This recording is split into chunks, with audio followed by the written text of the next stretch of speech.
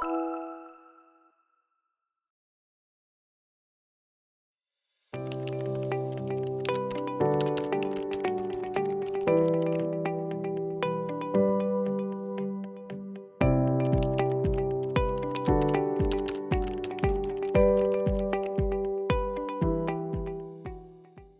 Student Network have been cooperating with the Coimbra Group for quite a long time. I mean, the universities are among the most active in the higher education field, highly connected to Erasmus. Many of them were the first implementers of Erasmus, and also quite connected to many of the ESN sections, right? So let's say that the cooperation in many cases was happening, but at the local level. And the idea of the Memorandum of Understanding was to build on that local cooperation and take it to the next level, let's say, through a stronger framework that could also be used at the policy level, at the project level, but also as a way to, let's say, use the top-down momentum to increase the impact that the collaboration between universities and ESN sections had at the local level. So this is how the idea was born. And it was my predecessor as president, Kostis Yanidis, the one who signed it. But the structure of the collaboration, if I'm not wrong, started to take shape even before with Joao Pinto. So you can also see that, you know, in higher education, sometimes it can take some time to finally give shape to something. But it was great because we already could build on all these years. So let's say 4 or 5 years of established collaboration to sign that memorandum, which happened during my transition as president with Kostis.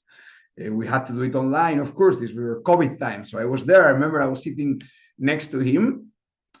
And the memorandum was, of course, let's say, quite easy, but already had some key points that were quite important to us, because those ideas of reinforcing section collaboration with the universities, you know, like collaborating a bit more at the policy level, kind of shaped the remaining collaboration that we had for my 2 years. And I think this collaboration actually continues, you know, even now, with Rita as the new president.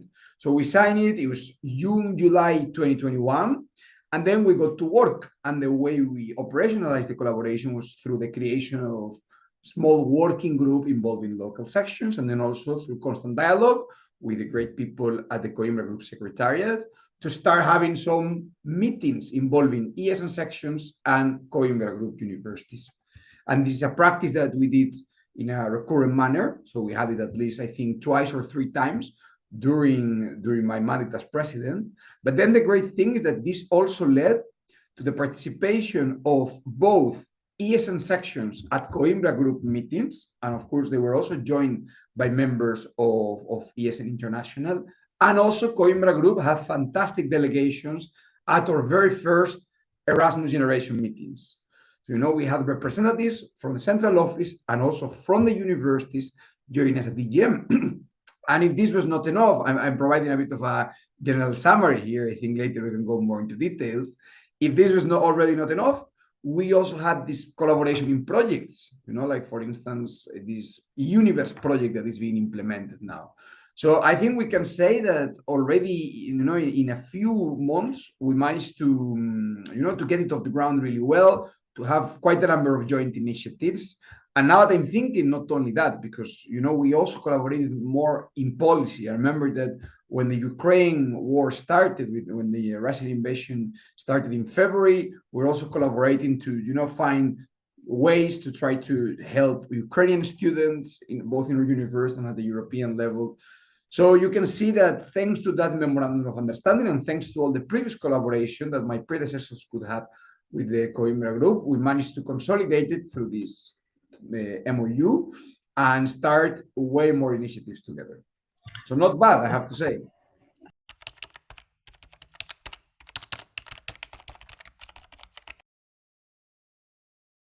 The idea was that Coimbra Group and ESN International, we only provide, let's say, the framework, the push, the facilitation, which is very much needed from my experience. And I have to say that now that I work in a university, I see why this is so important, this facilitation, this support. Because on the one hand, universities are busy, you know, people are doing a lot of things, people are trying to develop their international strategies, implement their mobilities. in the context of the Coimbra Group, we are talking about extremely active universities. So these are people who are doing a lot of things at the same time. And in the context of ESN section, in the end, we are talking about students, young people who are also busy, trying to juggle many responsibilities. And they are looking for ideas, but many times they just don't have the time to explore them themselves. So that little push and, let's say, a bit of guidance in terms of the process they can follow, the ideas they can implement, was really positive and really necessary. And I think this is something that should be done in as many universities as possible. Hopefully, ESN can continue doing it with the Coimbra Group and even go deeper, reinforce the ways in which this collaboration is structured, because it's extremely necessary. It's extremely necessary because now there are new mobility formats, there are new needs that the students have. So there is even more need for collaboration between student organizations and universities. If we want to provide better experiences, better learning experiences, that collaboration is extremely needed because, of course, universities are there to do the administration, to do some student support, but the level of student support and the level of learning that peer-to-peer support can provide is unique. There's no way to match it just through, let's say, university involvement without students. So I'm really happy that the focus was always this facilitation, because in the end, that's the key, is that, we can just give that little push because we have the overview as Coimbra Group, as ESN, we have this general picture, and we are in a position to identify a good practice and try to motivate others to use it. And that's our biggest strength. And we're also following closely, let's say, European developments. So then we see those trends that are emerging, and we can help our members, sections, universities to implement them, which can bring positive benefits to all the students and alumni. So I think this should not only be, let's say, something that we reflect upon, but also the way forward, hopefully, for this collaboration and for other collaborations potentially between universities and students, that we really understand the complementarity. And I think that in that sense, of course, praising my own association, right? But ESN has a great thing that is really action-oriented. ESNs are really good at implementing things, like activities, anything actually, like welcome weeks, support systems for students. They have a unique capacity to organize. Sometimes, for instance, with the universities, and it's normal, I see that it takes us a bit more time to set up something, right? And it's normal because we need to go through all these bureaucratic steps. But students are more dynamic in that sense. So sometimes we just need to think, we need to be strategic. Okay, maybe it's going to be more efficient and more effective if it's a student association like ESN implementing it with my support.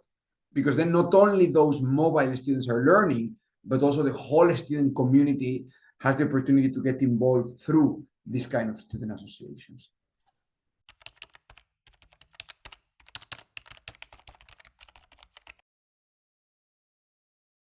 I was president when we kind of took this decision of, okay, let's open up as much as possible EGM, right? It was always the idea, right? EGM had been in the planning for some time, but it was super clear to us that Coimbra Group was one of the stakeholders that had to be there, like 100%. Precisely because what we were saying, that the idea is to find as many spaces and platforms as possible to facilitate this university student dialogue.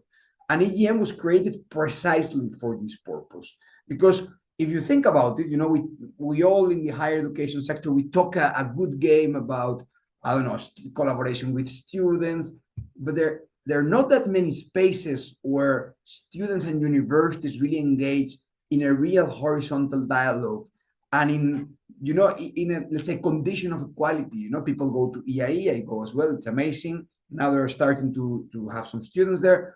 But EGM is really a student-led event where stakeholders who really want to have deep discussions with student leaders, student associations go, and they have topics they want to work on, and they go there and they engage with the students, ask the students, propose also the students, like, look, why don't we do this kind of thing together? What do you think? Could it work? What are the challenges you face?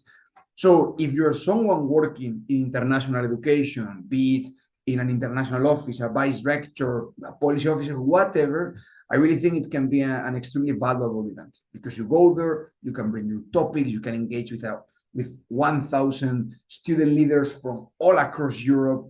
different levels of expertise, different interests, different mobility experiences.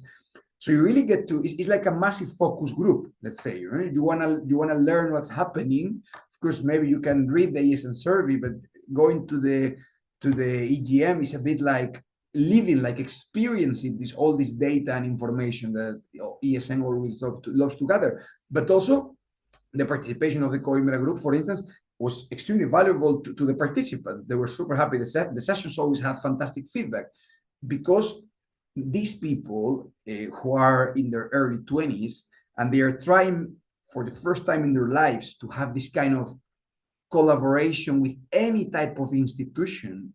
And for them, it's not always easy to understand what the university wants and to think, okay, what should I do? Am I doing something wrong if my collaboration is not working well at the moment? And having those honest conversations, like in such an informal and fun and interactive way, for the students was also extremely valuable. ESN members were thrilled, and I think it helped them a lot to then go back to the universities.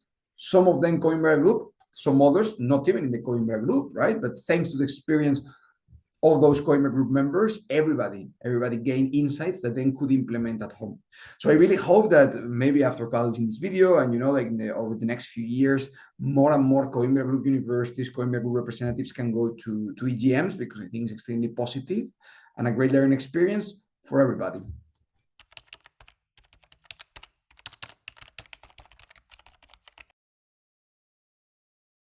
I think the Coimbra Group plays an extremely important role in the higher education landscape, right? We live now in this time of European university alliances, and some people might think that networks have become less important, but I disagree. I think they have become more important. And from my experience, and I think I have collaborated a lot with the Coimbra Group, the Coimbra Group is a really values-driven network. There is a real shared identity, a real joint idea of what being a university means for the academic community, students, staff, researchers, and also for society, right? Like, what can universities do to improve our societies?